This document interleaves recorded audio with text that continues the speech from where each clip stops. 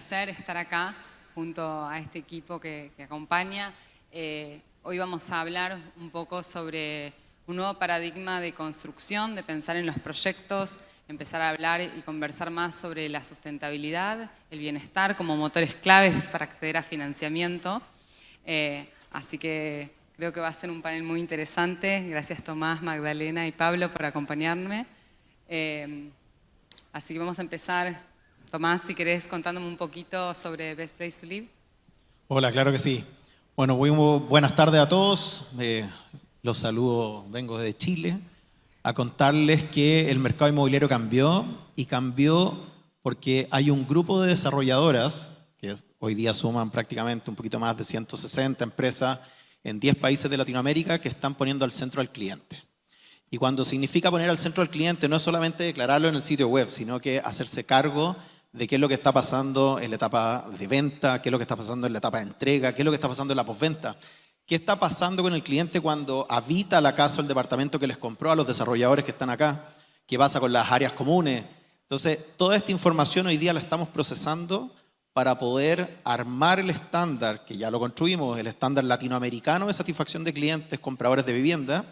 Y entonces, todas aquellas empresas que superan el estándar de satisfacción, nosotros las certificamos Best Place to Live, lo que de vuelta al desarrollador le significa poder vender más rápido, a un mejor precio y por ende hoy día incluso poder mejorar la rentabilidad, la TIR de los desarrollos hasta en un 40%.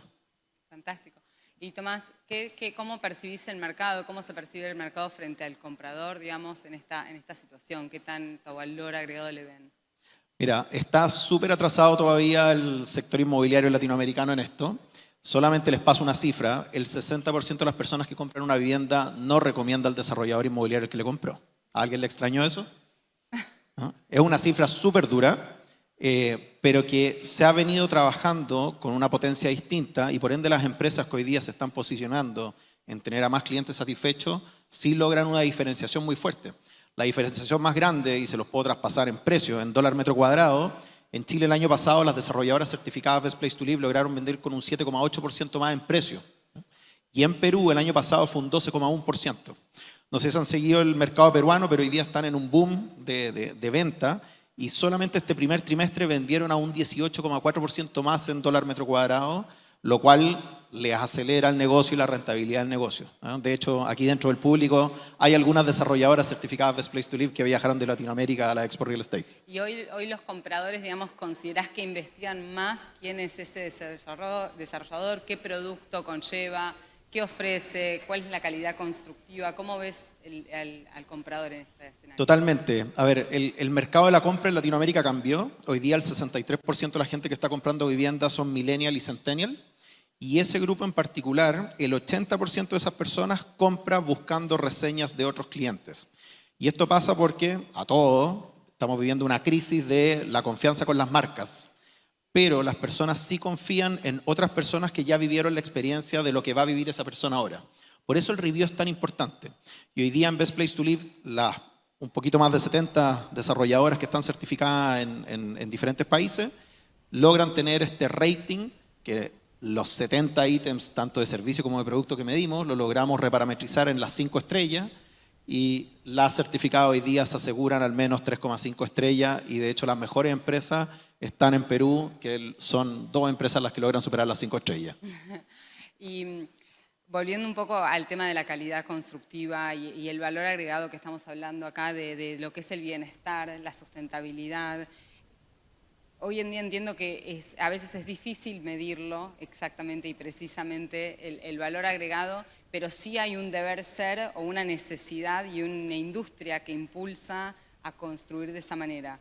A nivel de Chile, que vos estás más presente en Chile, en los restos de los países que trabajás, ¿cómo es que ves este mercado, no? A ver, la sustentabilidad efectivamente es un tema extremadamente importante. Estamos teniendo lluvias masivas, ustedes lo vivieron este año en Argentina. Estamos teniendo grandes sequías. Santiago de Chile es una ciudad que está viviendo la sequía. Nos damos cuenta también como Paraguay de repente le bajó la humedad. Entonces, y empiezan los incendios forestales. Entonces estamos viviendo grandes cambios y efectivamente la industria de la construcción es una de las industrias que sí genera muchísimo CO2 y por ende los desarrolladores que quieran perdurarse en el futuro tienen que estar haciendo cambios.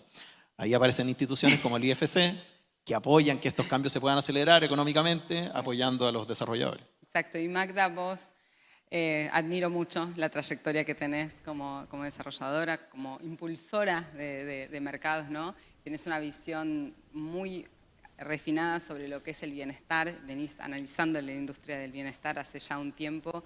Contame un poco cómo es que estás encarando estos nuevos proyectos que estás desarrollando. Bueno, yo creo, así como hoy hay indicadores, digamos, para el cliente, yo creo que cuando se piensa desde el ADN, desde la persona en el centro en un proyecto inmobiliario, es mucho más fácil mejorar esos indicadores.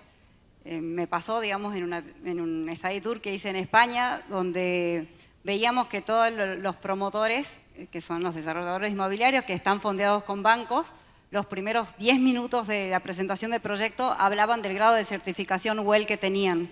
La verdad que después de la quinta exposición que vimos así, le preguntamos por qué en lugar de contar el proyecto, hablaba de qué nivel de certificación WELL tenían, y nos hacían mucho hincapié de que la estructuración de los proyectos se basaban en fondos de inversión y que el fondo de inversión sigue los proyectos inmobiliarios que realmente tienen la persona en el centro y que certifican el bienestar de esa persona dentro del desarrollo inmobiliario. Empecé a ver distintos proyectos y dije que a ver que viene siendo, y creo que no solamente en Europa, en Argentina ya se está sintiendo. Sin ir más lejos, estoy a punto de inaugurar un hotel en los Valles Calchaquíes, específicamente en Cachi, y vi la tasa de ocupación que hubo en las vacaciones de julio. Y me llamó la atención de que los hoteles que tenían tarifas más grandes y experiencias habían logrado tasas de ocupación arriba del 60%, y no así en hoteles tradicionales y más económicos, donde había bajado mucho, o sea, tuvieron por abajo del 40% de ocupación. En eso mismo que hace rato también se hablaba, que el cliente no está mirando tanto quizás la tasa, sino el costo de oportunidad que representa. Yo creo que en el desarrollo inmobiliario es la experiencia que genera ese proyecto en sí. Entonces yo creo que vamos a un mercado de experiencias donde las personas realmente eligen ese lifestyle que el proyecto genera, sea un proyecto hotelero, sea un proyecto residencial o sean oficinas. Y creo que por eso está tan en auge la certificación, donde la persona está en el centro, donde el cliente está en el centro, ¿no? Exacto. Y hoy estábamos hablando un poquito a la mañana en uno de los paneles que conversamos, que ya no se mira más el metro cuadrado netamente. Empezamos a hablar del metro cúbico, digamos, de toda la inmersión, cómo uno se mete dentro del proyecto y la calidad de vida, cómo es afectada por los diferentes componentes, ¿no? ¿Cómo es que estás manejando toda esta información dentro de los proyectos, que sé que estás como innovando fuertemente? Bueno, un poco obviamente que yo creo que cuando uno se le van pasando los años es más sensible a las cosas que le preocupan, y obviamente que me metí de lleno en todos los proyectos que hablan de lo que es longevidad saludable. Empecé a estudiar por qué envejecemos, ¿no? Cuáles son las causas del envejecimiento, y dentro de los proyectos hoteleros y residenciales estamos tomando todo lo que genere el cambio de hábito y sobre todo lo que es la incorporación de terapias antiinflamatorias, que uno cree que no, pero nos afecta un montón. Yo digo de que todos los que vivimos hoy en un mundo corporativo vivimos en un alto rendimiento permanente. Entonces, abordamos desde ese enfoque, o sea, tanto en los proyectos hoteleros, que también vimos un modelo que nos gustó mucho en España, que es de un argentino, donde son wellness clinic, donde lo que hace son mínimo de 7 noches en adelante, te cambian los hábitos y se mide tu parámetro biológico versus el cronológico, y hacen que en esa estadía vos logres mejorar ciertos parámetros. No solamente que mejorás la media de ocupación, sino también el consumidor wellness gasta un 50% más que el hotelero tradicional. Y así creo que en todas las verticales del desarrollo inmobiliario está pasando lo mismo.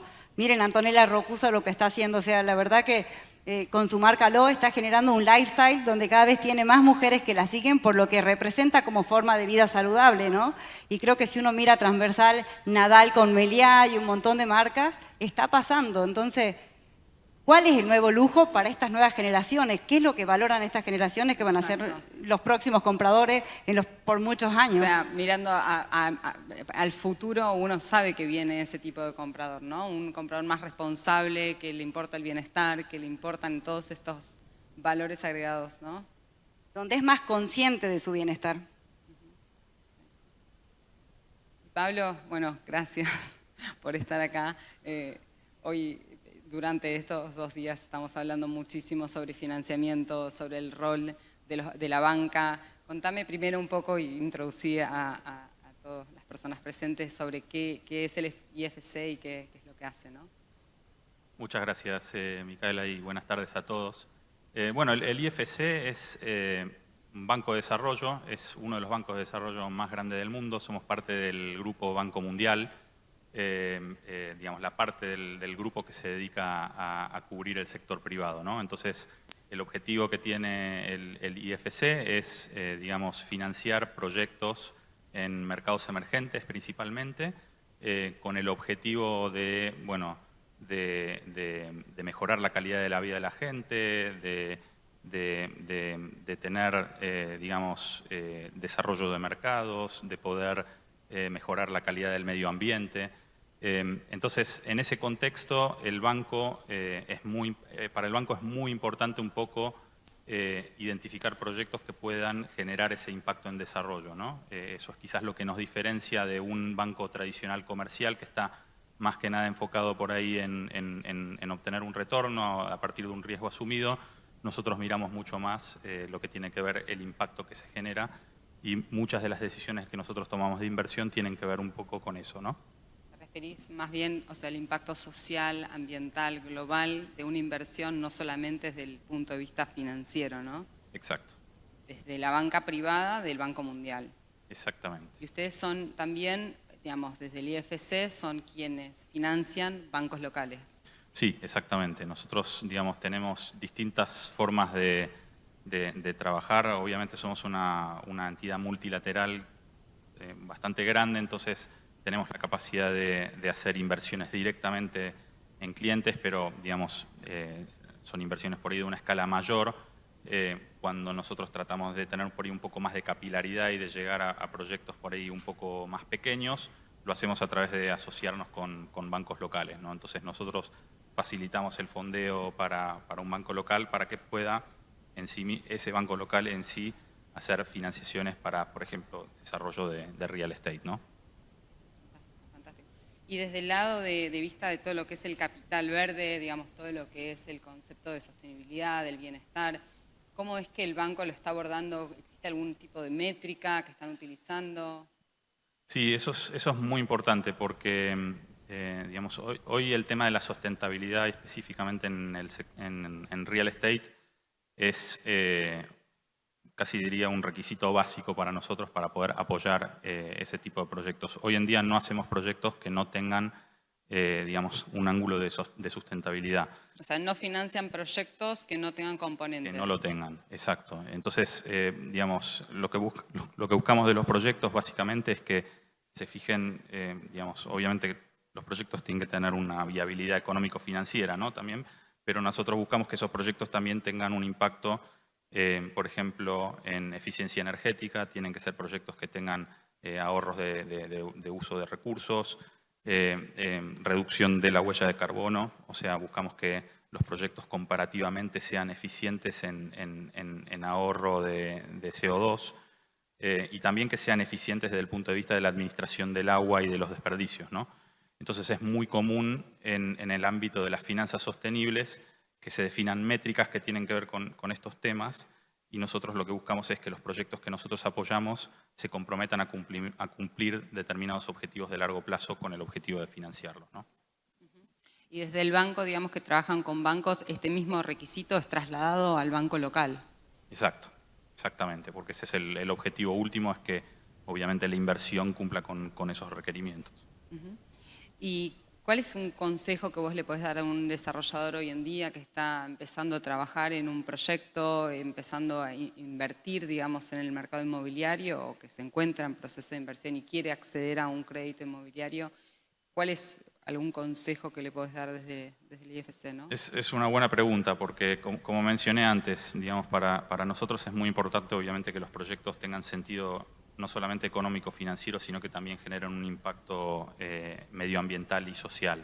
Entonces, lo que nosotros siempre recomendamos es que cuando desde la etapa de diseño de los proyectos se tengan en cuenta un poco estos conceptos, ¿no?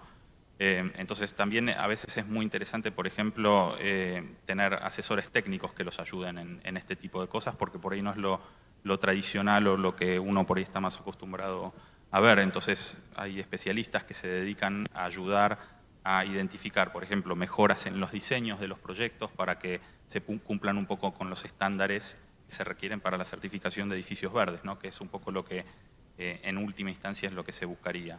Entonces, la recomendación es un poco tener ese mindset de mirar no solamente la parte económica financiera, sino también la de impacto medioambiental y social, y asesorarse y en la medida de lo posible también buscar certificaciones de edificios verdes, ¿no?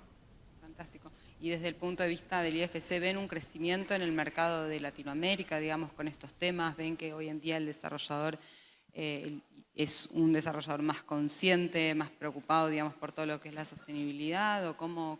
Sí, totalmente. Te diría que es una tendencia que se está viendo más recientemente. Quizás América Latina viene un poco más retrasado de otros mercados emergentes, por ahí Europa del Este o Asia, por ahí están un paso más adelante, y eso tiene que ver un poco con el empuje regulatorio que hay en estos países para poder también tener inversiones sustentables, y también quizás que son tienen mercados de capitales más desarrollados e inversores más sofisticados. Entonces, América Latina por ahí está un poquito para atrás en esa tendencia, pero en los últimos años vemos que está un poco repuntando, y digamos, los inversores están cada vez más pidiendo que las inversiones sean sustentables, ¿no? Entonces, a partir de eso es como que se empuja toda la industria. Perdón, yo creo que acá un poco lo que no teníamos era estructura de financiamiento. Entonces, al no existir, digamos, estos fondos que ya les exigen, digamos, ciertos parámetros, es que todavía el desarrollo inmobiliario no mira tan de cerca estas certificaciones. Pero creo que es una cuestión de fondeo de proyecto. Sí, totalmente. Y digamos, relacionado con eso tiene que ver la regulación, ¿no? Porque en otras regiones lo que ha pasado es que viene la regulación primero, y a partir de la regulación los inversores vienen por detrás de eso, y eso habilita que se empiecen a hacer más estructuras más innovadoras y que se habiliten más opciones de financiamiento para los proyectos. Acá todavía estamos un poquito por detrás en la parte regulatoria también, me parece. Y eso es lo que, bueno, debería acompañar. Exacto. Nosotros lo que estamos viendo, digamos, en Latinoamérica es, digamos, un mercado donde el desarrollador impulsa más que la propia regulación. Acá Magda es un fiel ejemplo de eso, de hacer las cosas porque sabe que están bien, porque es un deber de construir, y para construir para el mañana, para el futuro comprador de alguna manera. Entonces, previo a que salga la regulación, uno ya está haciendo muchísimo más. Maga, en tu experiencia, hacer esto de esta manera, ¿cómo? No, acá un poco pasa también que creo que es lo mismo, ¿no? O sea, vos el huevo o la gallina, porque en definitiva, por un lado tenés un comprador que no valida el sobrecosto que muchas certificaciones implican, por otro lado no tenés una regulación que te obligue, y por otro lado no tenés fondeo. Entonces, en definitiva, terminás desarrollando para tener el precio más competitivo, y sos consciente que vas a quedar fuera de mercado cuando este mercado se profesionalice más. Entonces, coincido que es súper importante no solamente la regulación en sí misma, sino también los incentivos y creo que todos nos tenemos que preparar para esta Argentina que se viene, que va a ser una Argentina donde realmente no solamente es la eficiencia de costos, sino el triple impacto que se genera en los proyectos. Creo que, como bien dices, es cada vez más importante lo que dice el cliente de vos, de la reputación en sí, digamos. O sea, yo creo que eso no es solamente hacer el ADN del proyecto pensando en la persona, sino también validar y seguir con esa relación a largo plazo con el cliente. O sea, y ese cliente vive el proyecto. Claro, que continúe eso. Y Tomás, ¿cómo lo están midiendo? ¿Cómo lo están poniendo en métrica todo esto, no? A ver, nosotros todos los elementos sustentables, y quizá me voy a volver un paso, nosotros evaluamos toda la propuesta de valor que el desarrollador le marca al cliente. Es decir, oye, si tu departamento va a tener porcelanato, si va a tener ventanas termopanel o ventanas antihuracán, etcétera, todo eso se evalúa, ¿no? Y en los elementos sustentables también son cosas que evaluamos. Ahora, cuando uno le pregunta a la gente, oye, ¿apoya el reciclaje? Sí, apoya el reciclaje. Y después le pregunta, bueno, ¿y reciclas? No. Entonces, tiene que efectivamente irse construyendo un esquema para poder ayudar a los procesos. Y ahí es donde certificaciones como WELL efectivamente ayudan a que la gente pueda vivir distinto. No es que una persona va a vivir con menos ruido, o sea, una persona va a vivir con menos ruido, pero si uno no se lo pregunta, como que no se imagina irse a una vivienda que tenga un menor impacto de ruido en las noches, ¿ah? Y que efectivamente en esa acumulación de sueño, de mejor sueño, la gente va a vivir mejor. Esos elementos, si efectivamente el desarrollo los cumple, los va a evaluar satisfactorio a la persona y por ende se pueden certificar Best Place to Live, que al final es una consecuencia de que todas las especificaciones técnicas que el desarrollador le promete a la persona se puedan, Claro. se cumplan. Y eso hace que nuestra certificación sea súper transversal, porque nosotros tenemos desarrolladores que construyen viviendas con subsidio. En Chile, una persona, una familia que tiene un ahorro de $4.000 puede acceder a una vivienda. Tenemos desarrollos desde esa escala de precio hasta viviendas de más de $1,500,000 que están certificadas.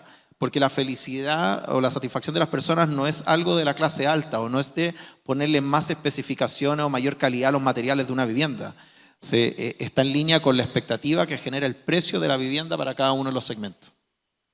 Pablo, mirando 2030, bueno, 2030 estamos muy cerca, pero faltan, digamos, pocos años y hay mucho movimiento en el mercado, muchos cambios que están habiendo entre todo lo que es las tecnologías y todo. ¿Vos crees que hoy en día es un requisito empezar a construir de esta manera para mirando hacia el futuro, no? Te diría, no sé si es un requisito, pero empieza a ser una tendencia que yo creo que va a ser, que ya es casi irreversible. Cada vez se está viendo más. Como te dije antes, hay determinados inversores, como por ejemplo nosotros, en donde no invertimos no hacemos inversiones que no sean sustentables. Y yo creo que eso es una tendencia. Hoy en día todavía, digamos, no es algo que domina en los mercados, te diría, pero de acá a 5 o 10 años me imagino que sí, que va a ir por ese lado. Y Magda, vos desde como desarrolladora, ¿considerás como el comprador final hoy lo mira con un valor agregado todos estos conceptos de bienestar? Y es lo que te decía, no sé si por ahí lo mira, pero no lo paga. O sea, y creo que tampoco tenés una política donde tengas el mínimo incentivo de nada para hacerlo, solamente la convicción que querés hacer tu proyecto mejor, digamos. O sea, no creo que todavía haya una validación 100% o una conciencia de la persona al momento de adquirir un desarrollo inmobiliario que realmente lo valore. Y en España yo vi al revés, yo vi que el capital era el fondeo o no de tu proyecto, que tuviera ciertos indicadores. Sí, el indicador de sostenibilidad, de bienestar, tiene que estar para poder fondear cualquier tipo de proyecto. Y a su vez los bancos también, los créditos a la demanda te subsidian en tasa. Entonces, el comprador no compra un proyecto si no tiene esos indicadores porque paga una tasa diferente también. Y eso no pasa hoy día solamente en Europa. O sea, hoy día pasa en Chile, pasa en Perú, pasa en Colombia, pasa en Ecuador, pasa en México. O sea, esto es algo que les va a llegar ahora, ¿ah? En un par de años ya va a estar aquí Pablo financiando una parte importante de sus clientes con un subsidio a la tasa. Pablo, ¿podés contar un poco sobre esa tasa diferencial con temas de sostenibilidad que están otorgando? Sí, en general, digamos, los llamados préstamos de sustentabilidad lo que hacen es definir objetivos de largo plazo que tienen que ver con lo que mencionaba antes, cuestiones de ahorro de electricidad, cuestiones de reducción de la huella de carbono, cuestiones de ahorro en agua, manejo de residuos. Entonces lo que se busca es un determinado objetivo de mejora de esos KPIs, digamos, en el largo plazo, y en la medida que se van cumpliendo esos objetivos a lo largo de la vida de un préstamo, por ejemplo, eso tiene un beneficio en la tasa de interés.